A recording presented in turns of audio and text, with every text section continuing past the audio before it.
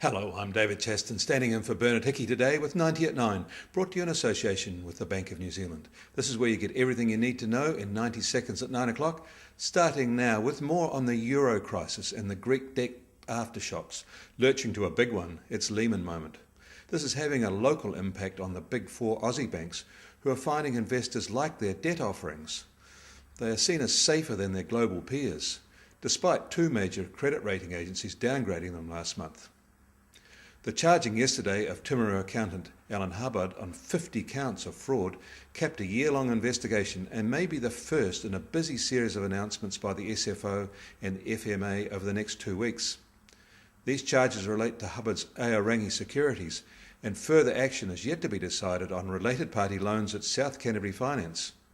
His supporters are remaining staunch. In Wellington, property developer and Phoenix owner Terry Serapisis is sinking deeper into it.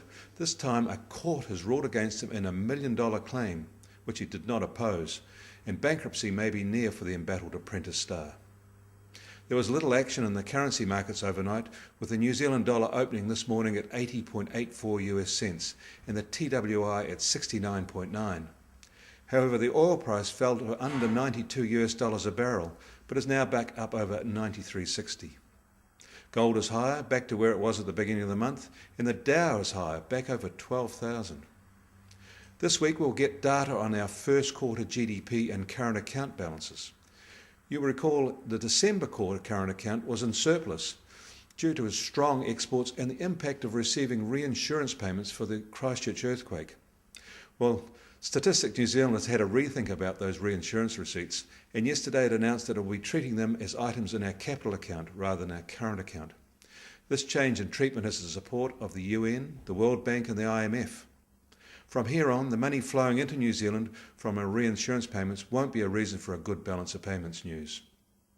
Bernard Hickey will be back tomorrow, although we'll be filing stories during the day.